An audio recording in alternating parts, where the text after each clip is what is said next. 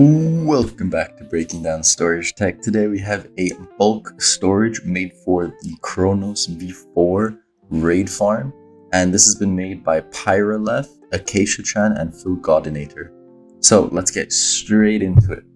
So this system overall has an insane amount of storage, and what it is basically a output where you can dump all of your items from the Kronos V4 and put it through here, and it will sort them into shulker boxes and organize them very neatly for you in mass storage. Now this is smart restocking bulk, which is even better. And yeah, I'm just gonna get straight into it. There's not too much. Oh yeah, before I forget, there's one last thing. Basically, this system is very specific because its master is right next to the Kronos V4. It has to be completely spawn proof, so that way no raid creatures or anything like that can spawn on it. So you see, like right here, you have the regular glass water streams, but like with the SS2 or SS1 filters, you have glass on top, so that way no mobs can spawn on it. And that's just a recurring theme throughout there. Everything will pretty much be glass. Same with like this iron trapdoor right here. It's double stacked, so no mobs can spawn it. But that's not really too important. So let's get straight into it. So you have the input right here. You don't really have to worry too much. It makes more sense when you have the Kronos raid farm attached to it. But basically all the items come down here, and then based on a clock, this sticky piston will pull all of this right here, these 3 blocks, to yeet everything into this water stream. And this just helps with batching purposes to make it better or run faster. Or not run faster, but to run better on the hoppers. And yeah, so at the beginning right here, we have the we got the gunpowder and glowstone collection systems, which is just running off of a 6x loader, I believe. Yeah, 6x loader. And I think I covered this on my channel previously in a previous video, but essentially it uses the updates of the items coming into this dropper right here to update a comparator and to run a clock through this right here to pulse all of the droppers right here to shoot all the items in. And then once it gets filled up, they use comparator signals to power and run the whole system to break the box and shoot it down into this water stream. Now, what's actually filtering here is a SSI double speed filter. Now you have the regular SSI, and basically what happens is the items will come into here, overfill this, so that way this comparator has enough signal to power this, which powers this repeater, which unpowers that redstone torch, unlocking these 2 hoppers right here. Now this is stacked because it's a double speed hopper, because it's pushing items into this hopper as well as pulling items into this hopper, which pushes it into here, which then will run the clock and get shot in. Now the reason this is a 6x hopper loader is because all these 3 hoppers are assigned to this individual filter, which is for glowstone. So you can see right here, this one's also glowstone, this one's glowstone, and then we move on to gunpowder. So overall, a pretty good system. And how this system outputs its items is they just get dropped through this powdered snow into their respective lines. And this system, for its bulk, it does something quite unique in my opinion. And that is that, I'm gonna come over here where you can see it better, is that there's no assigned filters for the bulk. It just assumes that you're going to, or the most logical item that is going to come out, or because the way it sets up the output stream is that most of the filters that it's going to pass through and has the chance to fill will be its respective filters. So sometimes you may have a little bit of weirdness going on, but apart from that, not really. And so as you see right here, it'll run and hit this C pick right here, so that way it aligns on the ice, but as well as on top of the honey block and hopper. So it can run gently over, or not gently, but quickly over here and get picked up by the hopper because the honey block hitbox is slightly smaller. And they can get picked up and go into the bulk slice, which we'll talk about in just a minute. Now, as for the big bulk items, as you can see right here, the bulk of the items right here are emerald blocks as well as redstone blocks. And how the system sorts those is running them through a compactor and to a shulker loader. So this significantly reduces the load on the actual bulk system because it has to be full. All the items have to be fully compacted into block form and then put in into the box loader, which significantly reduces the amount of boxes coming into the system. So it reduces a bunch of sliding and things like that. So how this box loader works is it's a bit weird, you could say. This hopper is supposed to be like that. basically what happens is you have a double speed loader going into this crafter right here, and this will be filling up the crafter. But this system uses the SSI filter output of this redstone torch right here to keep this note block powered while the system's running. Now, what happens is when this system powers on, or when this system starts running, this torch will turn off, and this note block will also turn off, because it no longer has power. This will power these observers and create a clock inside this observer clock. Now, it hijacks that signal to also power this and power these two items right here. And this is the crafter right here, so it powers this continuously as well as constantly powering this dropper. This dropper powers into here, which goes into here, and then this goes into here and goes into line and goes into the box loader. Now, the reason you can get away with this specifically for emeralds and redstone is because there's no alternate crafting recipe. There's no crafting recipe where something like this. The only crafting recipe with redstone only is making a redstone block. Same goes for emeralds over there.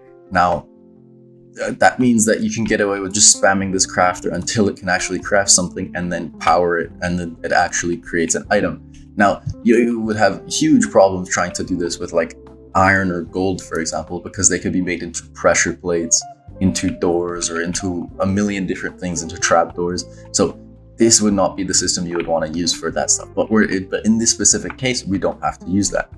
Now, the box loader right here, basically, it gets the 3 different signals all the way from here, and they go into here. And yeah, once they get into here, there is a comparator output, which is in compare mode, taking a signal to the left from this redstone wire, which is getting powered by this redstone torch right here. And this means, so only when this box is fully full, emitting a signal strength of 15, will this comparator power, which will then power this redstone dust, which will power this piston, or not, this repeater, powering this piston to move to the side, which will power this dropper right here, and as well as powering this piston to break the box and sending an update through this to power, or through these observers to power this dropper to shoot the box into the water stream. And the reason we put powdered snow on this as well as those previous box loaders is to remove any random momentum from the item that's dispensed, so it falls perfectly straight, doesn't have any weird timings or anything like that, and then it can run through the system as normal. And then what we do is we power this, and we power this dispenser right here to place the box back and restart the whole system. And yeah, and that'll reset the comparator, so this will retract, and yeah, everything's good in the world. So what happens then is the items will drop down, and because they drop down randomly, they will not have random, or they will most likely be perfectly aligned with this block because of the snow, so there won't be any chance for them to be aligned on top of the hopper. So it removes all of that kind of weirdness, you could say. So what happens is it goes down and goes down through this water stream and continues until it's hit placed against this vehicle, and you can see the hitbox is aligned just like that. So that way the item can be both on the ice as well as on the hoppers. As you can see right here, it goes down on the hoppers right here. Now, for this right here, this is also redstone, and then over here, which is emerald, it does the same thing except with 3 different crafters instead of 2, and uses the remainder space just to do some simple box loading for glass bottles right here, as you can see, using the same system over there. And this is just a excessive storage right here, which is just 4 double chests. This is to collect random items, because you do want to collect totems right here, and that way you have a little bit of totems with it, because totems are nice to have, and then they burn all excess items, so that way you don't create a pile of items that lags your game or anything. So the bulk slice. So there's a bunch of timings and stuff right here, which I'm going to talk about after we go over the bulk slice individually. And this is actually copied on the other side, but I removed it so that way we have a clean picture of the slice and how it works, and so I can explain it a little bit better. So once the items go into this hopper right here, they'll travel down into this dropper and get pulled out by this hopper going into this chest. As soon as they make their way into this chest, this comparator takes a readout signal and powers this observer right here, which will push or power this piston right here. Now, this has a huge line connected to it of alternating redstone block and glass. What this does is it moves to the side, so that way the hoppers that are next to redstone blocks are no longer powered because there's no longer a redstone block, it's a piece of glass. So these are no longer powered, so they're unlocked, allowing items to travel through them freely. So this entire slice will move down and move down like so. Once they're moved down, this comparator is right here, which allows this comparator to take a readout from this composter, which will power this sticky piston, moving this composter out of the way and unpowering this comparator because it no longer has a signal from this composter, which will unpower this barrel, allowing these two hoppers right here to unpower. As you can see, I have items, but they will unpower it. So that way, if the slice is completely empty, these will open and the item can make its fully way down into this box right, or this chest right here. Now what also happens is when this redstone block moves, this sticky piston no longer has power, so it removes this block. This allows this composter right here to power, to no longer be, or this comparator no longer to take an output from this composter. So it unpowers this barrel, unpowering these two hoppers right here, and also unpower this redstone this sticky piston, not sticky piston, unpower this piston right here so it retracts. And because this is no longer extended, this signal coming all the way from here will actually activate and power up. And we can see that right here. If I just update this, you see the entire slice moves out. So once the whole system is unlocked, which I just relocked, and it will be able to, the item will be able to travel down all of these chests and hoppers like a snake, going all the way down until it reaches this chest right here, going all the way down into this chest right here. Now, from this chest, we do take a comparator output, which pulses this sticky piston. So as soon as this gets updated, this sticky piston will one tick pulse, spitting out its redstone block right here, so it powers the neighboring redstone lamp. This also causes this sticky piston right here to extend and move this observer right here, and this is really useful for the smart restocking. So over here we just have, you can see the really clean UI that it has right here. You have the block, and then you have a redstone lamp to let you know how many of these slices are filled. This is really convenient, especially when you run the farm for a really long time, because then you can just either, if your AF clay platform's up here, you can either just look or jump out of the farm and look right here, and you can be like, okay, there's this amount of chests filled, or you can also just go, if you have free cam, you can just go all the way here and be like, okay, this many. But apart from that, that is just, I think it's a really helpful UI. I love when systems, especially bulk systems, have this redstone lamp system. And it's also a way to use this bottom space because it does not have a box display.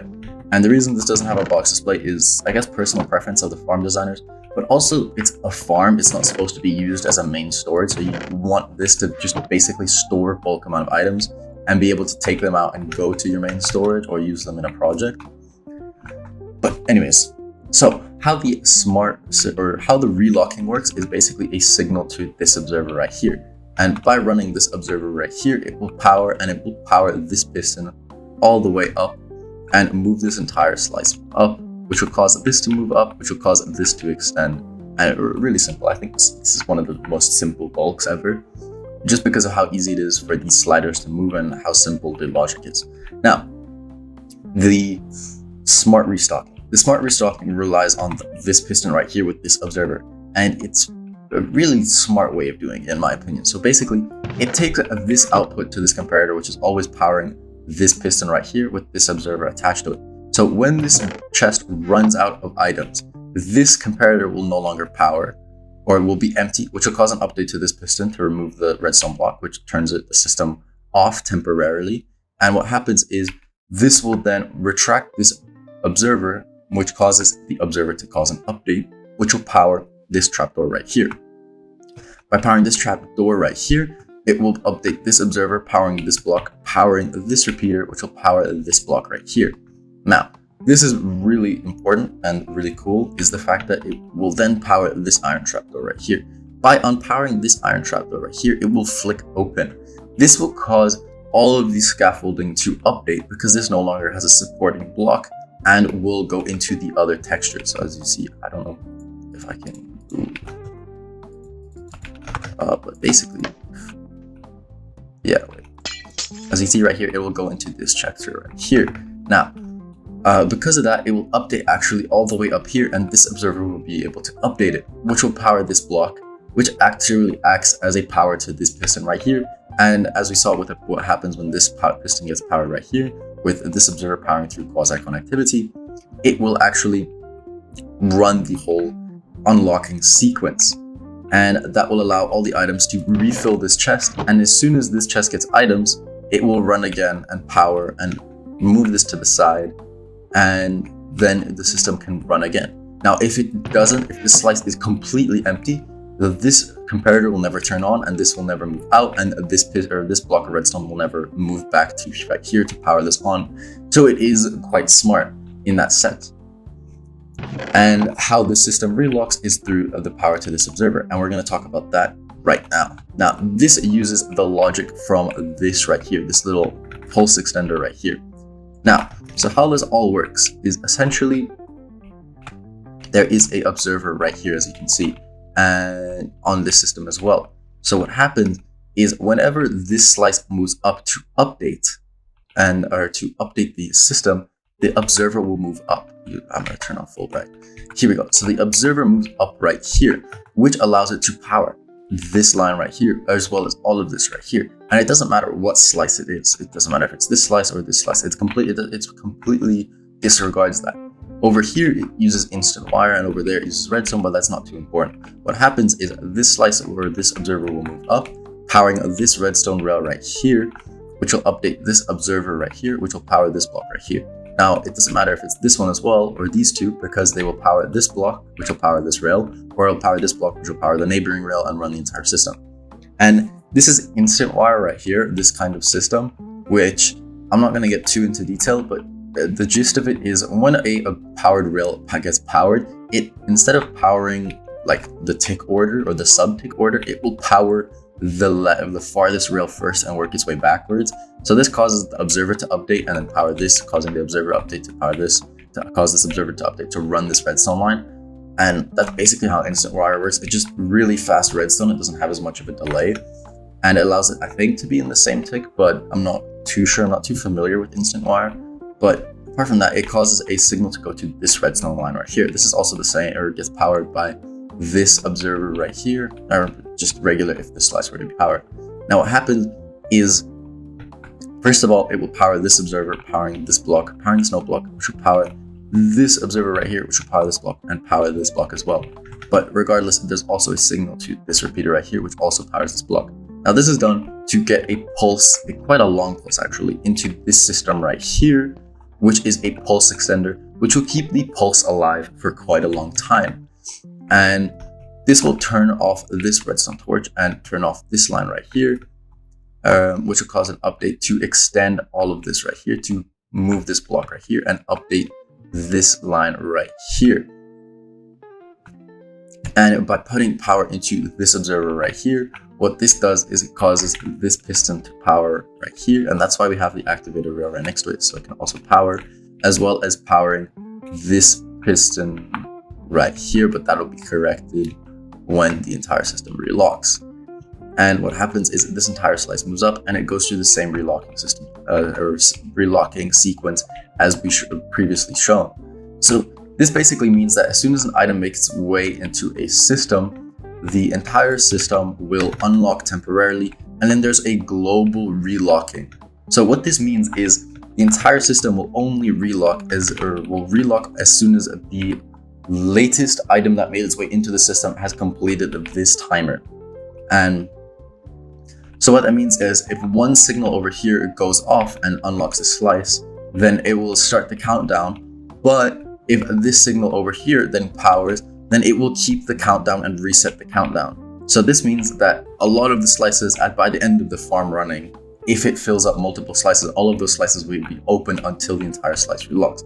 And this is just convenience. That way, if the farm is running at full power, you don't have to go through the trouble of locking, relocking, locking, relocking, locking, relocking, which could be quite laggy. And yeah, that's pretty much the whole system. I think it's very, very cool, and it uses the very smart system. It's really small logic over here. So the bulk of it is in the design of the system, which uses quite a bit of logic to make it more sense. Now, don't worry about this right here. This is how it attaches to the Kronos bowl, or the Kronos farm, and all that weird raid farm stuff that I'm not too familiar with. And But yeah, it's a really cool system. It's very pretty as well. Like you see the way down, especially with the Christmas chests. But you can see the volume that it can store, and even if you just go over here to the redstone, you can see that this fills up quite quickly. I don't know how long this was AFK tested for, but you can see it filled up half of a bulk slice. So you have quite a bit of AFK time, and this allows you to have a lot in reserve because you don't have to move all of this to your storage system, because your storage system may just have one bulk slice for redstone blocks, so you can keep a lot of this here.